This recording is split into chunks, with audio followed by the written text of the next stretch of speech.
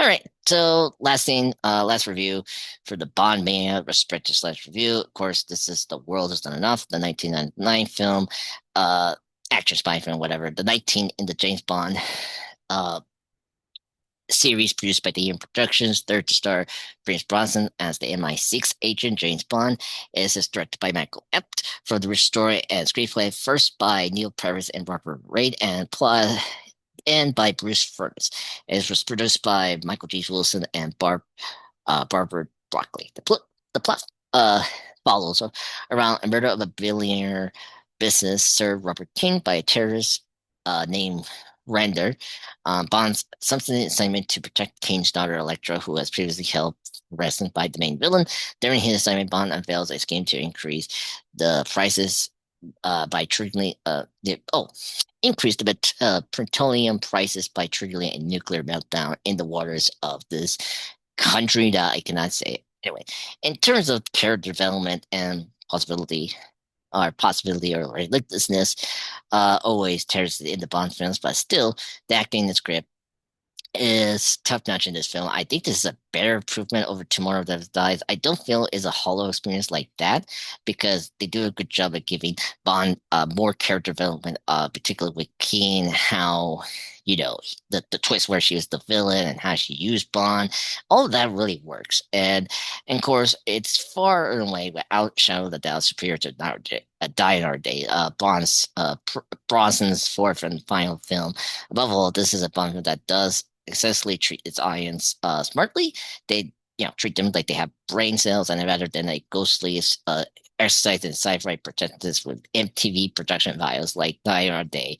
Uh, but man, the opening sequence itself, the opening sequence of World on Is Not is one of the best in the series. Taut, exciting, finally directed, perfectly executed by the second unit direct crew.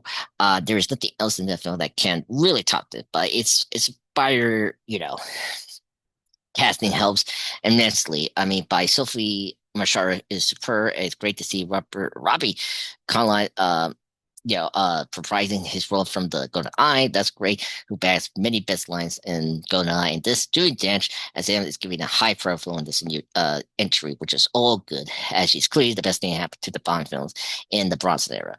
Then you got, of course, sadly, Desmond Llewellyn's final appearance as Q. He gives all his best in his final sequence. One of the best actors. So sad when I discovered he died in a car accident. During 1999 or something like that. Really awful, but his exit is well handled and touching.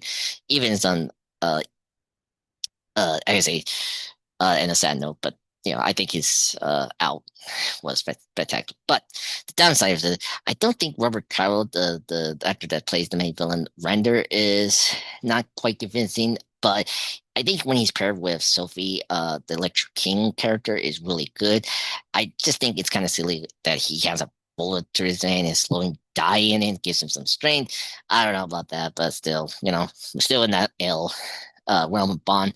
But the worst thing about this film, a lot of people have very divisive opinion, is Denise Richards. Look, isn't as bad as she's been made out to be, but indeed she's actually seen smarter and less bland than Halle Berry's in Die Another Day. But her role as the chemist scientist, Christmas Jones, very unconvincing. I don't know why the MGM. I get they were trying to get a high profile actress during this time, but out of all of them, did you think that Denise Richards could have convincingly be this chemist scientist? I don't think so. The best thing about this film, and one that I think really honestly, I think the best villain besides Alan Turing that really does. I think this is why I put Worlds on Enough as second best Bronson film is the villain, Electric Queen. Sophie Marshalla's Electric Queen is spectacular. The first principal villain, who is young, female, and beautiful, is really standout. Moreover, for much of the film, we do not perceive her as a villain at all, but she is the daughter of a prominent oil tycoon who inherits his business after he is murdered at the beginning of the film. We are initially led to believe that the main screen of the plot will be Bond's attempts to protect her against, you know, uh, Robert Cavell, Robert Callow's villain, Renard, but the ruthless and natural terrorist who was responsible for her father's death, who is threatening to blow up her pipeline, which connects to the oil fields to the west, only later to do realize that Elektra and the main villain are actually in league with one another, and that she has even have more attention plotted by, which is crazy. Giving Elektra effectively combines the roles that most Bond films could play by two different actors. It's unfortunate that the lovely Mercer copes so well with the burden placed upon her, making her a character both detestable and desirable, which is crazy. And I think she does it very well. Definitely a top tier Bond villain. I put her in my top 10 ranking of the Bond villains, and do not I do not correct that because she's really great. Uh, yeah, plot and action sequences throughout the film are definitely handled well. But one thing you do know is that I think what makes this film great is that Michael Apted uh, directs really well with the direct scenes, but with the action scenes, you can tell it's directed by different people. That's one thing that is very noticeable. This film is like you can tell it's one directed by a dramatic director, and then you can tell it's second unit direction. Unit, which is not a bad thing, but it's very noticeable. I don't know why. Um, but besides the opening sequence, I think some of the action scenes are good. I want to highlight, like, I think the sky sequence in the film is really good. It's like a fusion together, set piece from You Only Live Twice on her Metric surface that I think is another top tier. There are some moments that are alarmingly serious, more than redundant of the 70s and 80s Bond, such as the scene with John Cleese, who makes his debut as R, soon to be replacing Q. All the scenes with the Goldie, as uh, all the scenes with, uh, oh yeah, yeah, uh, you know, the as one of the henchmen, it's okay. But anyway, all those who weren't fans of Print Brothers, there's plenty to annoy the, how you say, it's excessive jaw clenching, lots of posing, inherent charminess. I'm sure he's lovely in real life, in mine, as Pierce Brosnan. But in general, I think this is a good film. Just wrapping up, I think is one of the best Bond Brosnan films. I think Pierce Brosnan is sure careful as ever in the main role. There's some good supporting performances from Judi Dench as Boz M, Robert uh, Content as the dodgy Russian businessman. Sarkis is great. He who was from Goldeneye. It was great. He returned. The mark of the last appearance of Desmond Llewellyn as the eccentric scientist Q is spectacular, very sad.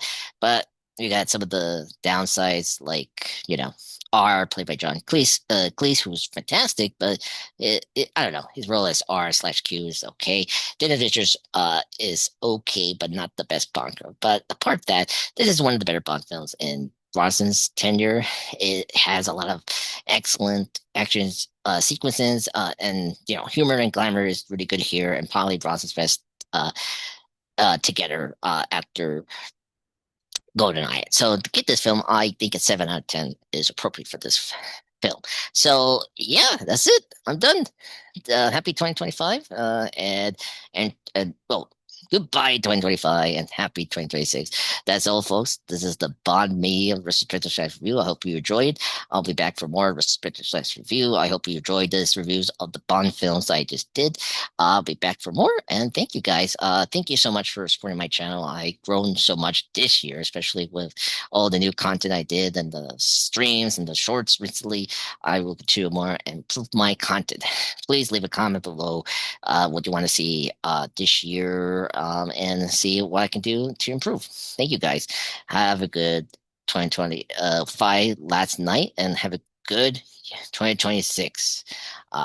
Ciao, and have a good night. Ciao.